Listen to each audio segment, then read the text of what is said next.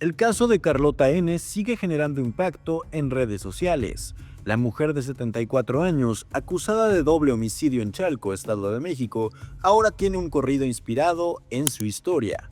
En el video viral, se le ve disparando contra dos hombres presuntos invasores de su propiedad.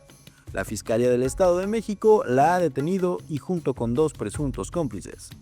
Aunque su edad podría influir en una sentencia, enfrenta un proceso por homicidio doble y será juzgada conforme a la ley. Mientras tanto, en redes la historia ha sido tomada con humor e incluso con simpatía, al punto de que su imagen ha sido recreada con inteligencia artificial y su historia convertida en canción.